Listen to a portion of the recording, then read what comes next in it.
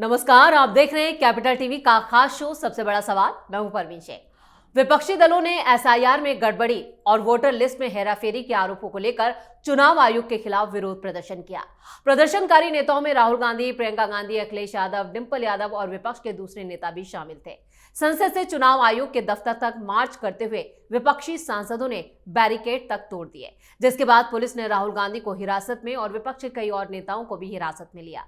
Police ने सिर्फ 30 लोगों को ही चुनाव आयोग से मिलने की इजाजत भी दी थी। वहीं इस धरने की भी परमिशन नहीं ली गई थी, जिससे विपक्षी नेताओं और राहुल गांधी ने वहीं धरना शुरू कर दिया। और यह प्रदर्शन सिर्फ इंडी गठबंधन की एकजुटता की नौटंकी को दिखाना था, जिसे विरोध का प्रतीक भी बनाया गया, जो चुनाव की प्रक्रिया की पारदर्शिता और निष्पक्ष की मांग कर रहा था। ऐसे में सबसे बड़ा सवाल यह है कि संवैधानिक संस्था को बदनाम करने के पीछे विपक्ष का असल एजेंडा क्या है। इस पर चर्चा के लिए स्टूडियो मौजूद हैं कैपिटल टीवी के editor in chief doctor Manish Kumar. Sir, आपका बहुत बहुत स्वागत है। धन्यवाद। जिस तरह से विपक्ष एसआईआर पर बवाल काट रहा है, विरोध प्रदर्शन किया गया, तो इसके पीछे असल वजह क्या है? देखिए, एक बात मैं आपको बताऊं, अगर अमेरिका के अंदर ये डेमोक्रेट्स की सरकार होती, नॉट दैट कि मैं डोनाल्ड ट्रंप का बहुत बड़ा समर्थक हूं जी, वहां जो लेफ्ट लिबरल कबाल, उनकी शक्ति जो कम हुई है, जॉर्ज सोरोस गैंग की जो मोनोपोली ओवर मीडिया, वो इतनी वीक हो गई है। नहीं तो ये जो राहुल गांधी कर रहे हैं ना, पूरी दुनिया में अभी तक हिंदुस्तान का चुनाव, हिंदुस्तान की डेमोक्रेसी, हिंदुस्तान का इलेक्शन कमीशन, इसकी तारीफ होती रही, ये सब बर्बाद हो गया होता। अभी पूरी दुनिया में लोग आश्चर्यचकित रहते हैं कि जब जनरल इलेक्शंस होता है, आप दुनिया ग्लोबल मीडिया देखिए, दे सेड कि इट इज अ मिरेकल। कितने सारे लोग, इतने सुदूर लोग, दुनिया में कहीं भी किसी भी डेमोक्रेसी में एक व्यक्ति के वोट डालने के लिए कोई पोलिंग बूथ नहीं बनता। आप ऐसा काम कर रहे हो कि हिंदुस्तान की इस खासियत के ऊपर काला रंग पोतने की बात कर रहे हो। ही हैज दैट एजेंडा कि हिंदुस्तान की डेमोक्रेसी को खत्म कर दो। ये उस तरह के जो ब्रैट्स होते हैं ना, बिगड़ैल बच्चा, कि मैच हार गया तो अंपायर को गाली, पिच खराब कर देगा, विकेट तोड़ देगा। वो होते हैं ना उस तरह के लोग, वो जिद्दी कि मैं नहीं हारा, एलबीडब्ल्यू हो जाता। देखते बहुत सारे गली मोहल्ले में क्रिकेट करने वाले वो घटिया किस्म के खिलाड़ी, जो जिनमें जरा सा भी स्पोर्ट्समैन स्पिरिट नहीं होता। एलबीडब्ल्यू मिला नहीं, बस विकेट तोड़ देगा, ये कर देगा, वो कर देगा, एम्पायर से लड़ लेगा, मैच खत्म कर देगा। Destructive mind, negative. This is what Rahul Gandhi is representing now. आप क्या कह रहे हो? आप कह रहे हो कि हमें एक प्योर, साफ सुथरा इलेक्टोरल रोल चाहिए।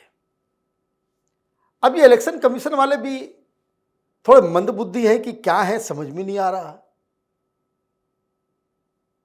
आप सुप्रीम कोर्ट जाओ, बोला इसका एक ही तरीका है, एक ही तरीका है, आधार को आप जोड़ दो और बायोमेट्रिक्स के जरिए वोटिंग करवाओ। नेक्स्ट स्टेप यही है। ये सारे भाग जाएंगे, क्योंकि बायोमेट्रिक्स का अगर आपके पास आ गया, सारे लोगों का आ गया, तो एक आदमी एक ही वोट दे पाएगा। वो जहां लगाया, जहां मशीन के पास गया, फिर वो वापस नहीं आ सकता जी। फिर दो जगह वो वोट नहीं कर सकता, फिर दो जगह उसका नाम नहीं हो सकता। आप करेंगे? देखिए, भाग जाएंगे ये लोग, क्योंकि इनको इलेक्शन कमीशन की इस पूरी प्रक्रिया को बदनाम करना है, हिंदुस्तान की डेमोक्रेसी को बदनाम करना है, इसलिए ये तमाशा कर रहे हैं। और इनकी मुसीबत यह है कि इनकी बातों को कोई यकीन नहीं करता। और जो मैंने कहा कि इंटरनेशनल मीडिया वो जॉर्ज सोरोस के चंगुल से बाहर हो गया है, इसलिए कोई ग्लोबल मुद्दा नहीं बन रहा। ये आदमी जो अमेरिका से, यूरोप से हिंदुस्तान की डेमोक्रेसी को बचाने के लिए मदद की गुहार बना रहा था, मोदी को हटाने के लिए इनका चहेता, इनका पॉलिटिकल गुरु है, वो पाकिस्तान को कह रहा है कि भाई आप मोदी को हटाने में आप हमारी मदद कीजिए। पाकिस्तान से तुम मदद मांगते हो, मणिशंकर अय्यर, और उसके बाद डेमोक्रेसी और संविधान की बात करते हो तुम लोग। ये राहुल गांधी वहां जाकर के बोल रहा है कि भाई हिंदुस्तान में डेमोक्रेसी खत्म हो गई, यूरोप और इसका जो है उसको इंटरवीन करना चाहिए इंडिया की डेमोक्रेसी में। कैसे इंटरवीन करना चाहिए? जैसे बांग्लादेश में हुआ, जैसे बांग्लादेश में हुआ। Rahul Gandhi is an agent of anarchy. इनको नियम कानून से कोई लेना देना नहीं है। और क्या हुआ? इसके चक्कर में अपनी भद्द पिटवा रहा है विपक्ष पे। भाई इलेक्शन कमीशन के पास जाइए ना भाई, इलेक्शन कमीशन मिलने से मना किया क्या? नहीं। अब आप देखिए, इतना तो कर दिया, अब अगला जो स्टेप है इनका, जिस तरह से कल इन लोगों ने तमाशा किया है कि इलेक्शन कमीशन, अब ये हर राज्य के स्टेट जो इलेक्शन कमीशन होते हैं ये सड़कों पे धरना प्रदर्शन करेंगे। बिल्कुल स्वागत है, कीजिए। दूध का दूध, पानी का पानी हो जाएगा। कार्यकर्ताओं के आंदोलन से कोई फर्क नहीं पड़ता। ये तुम्हारे पेड कार्यकर्ता जो हैं उससे कोई फर्क नहीं पड़ता। एक आंदोलन सक्सेसफुल तब होता है जब जनता उसके साथ जुड़ती है। जैसे अन्ना आंदोलन हुआ था, जनता अपने आप आ रही थी जी, उसको आंदोलन करते हैं। तुम लोग जन आंदोलन का मतलब भी जानते हो। ये राहुल गांधी जन आंदोलन करेंगे? हैं? People born with silver spoon, वो अचानक से उनको इस देश में सारे कुकर्म, सारी गंदगी, सारा पाप जिस पार्टी ने किया है वो जन आंदोलन की बात करेगी। तो ये तो आप ये समझिए कि भाई अब इन लोगों का प्लान ये है कि अब देश, हम बहुत स्वागत है, लेकिन ये करने से पहले भाई अखिलेश यादव कह रहे हैं कि भाई हमारी सरकार होती तो ये जो बीएलओज हैं, ये जो लोग जो ये धंधा करते हैं, गड़बड़ करते हैं, इन लोगों को ढूंढ ढूंढ के निकाल के हम पनिश करते हैं। हमारी सरकार आएगी तो इन लोगों को ढूंढ ढूंढ करके हम ये काम करेंगे। आपने पनिशमेंट का जिक्र किया, यहाँ पे क्या ये इसलिए भी है कि पूरा जो ईडी की तैयारी हो रही है, नेशनल हेराल्ड केस या बाकी उस मुद्दे से भी यही मुद्दा है। एकदम आपने बिल्कुल सही बात कही, यही मुद्दा है। लेकिन ये जो अखिलेश यादव ने कहा, तो भाई कर्नाटक के अंदर में किसकी सरकार थी? जब वोट की चोरी हो रही थी कर्नाटक में किसकी सरकार थी? कांग्रेस की। कांग्रेस की। अभी किसकी सरकार है? तुमने इतना बड़ा खुलासा कर दिया, अभी भी कांग्रेस की सरकार है। तो सिद्धरामैया को बोलो कि पकड़ने के लिए। ये अखिलेश यादव जो छड़प छड़प करके कल जो है तमाशा कर रहे थे, वो राहुल गांधी को फोन करके बोले कि भाई तुम पहले कर्नाटक में एग्जाम्पल बताओ, वहां पर तो तुम्हारी सरकार है, तुम्हारे डीएम है, तुम्हारी पुलिस है, सब कुछ तुम्हारा है, इतने सारे सबूत आ गए, पकड़ के सस्पेंड करो जिन लोगों ने गड़बड़ की है। तो वो भी नहीं करना है। तो एजेंडा जो है वो इसलिए कि ये ग्लोबल मीडिया के साथ मिलके लेफ्ट लिबरल कबाल वो एक प्लेटफॉर्म क्रिएट कर रहा है कि अब सुनवाई होने वाली है। जैसे ही ईडी कोर्ट ने कह दिया कि नेशनल हेराल्ड में तुमने घोटाला किया है, ईडी का केस सही है, तब तो इनको इस्तीफा देना पड़ेगा, इनको जेल जाना पड़ेगा। तो उस जेल से, उस कार्रवाई से बचने के लिए आप ये माहौल क्रिएट कर रहे हो कि देखो भाई हमने मोदी की चोरी पकड़ी तो मुझको जेल में डाल दिया, मतलब मुझे टारगेट किया जा रहा है।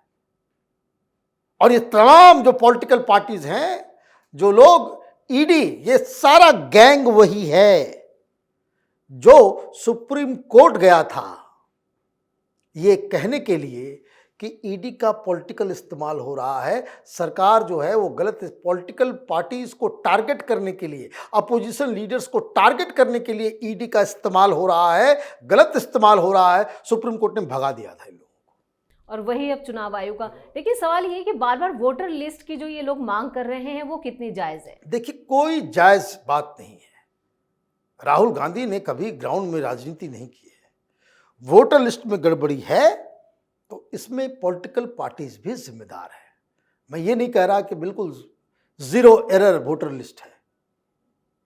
इसको कैसे ठीक किया जाए इसके ऊपर काम, और इसमें जिम्मेदारी देखिए, जैसे बिहार में एसआईआर हो रहा है जी, एसआईआर हो रहा है, तो आप इस प्रोसेस में आपका पॉजिटिव रोल क्या है?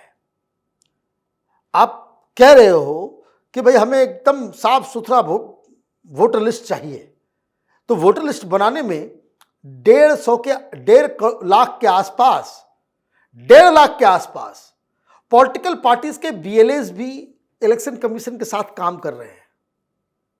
मिलजुल करके काम करके आप इंश्योर कीजिए। वोटर लिस्ट हटता है, जुड़ता है, बढ़ता है, ये इलेक्शन कमीशन के पास अपना तो तंत्र नहीं है ना, अपना तंत्र नहीं है।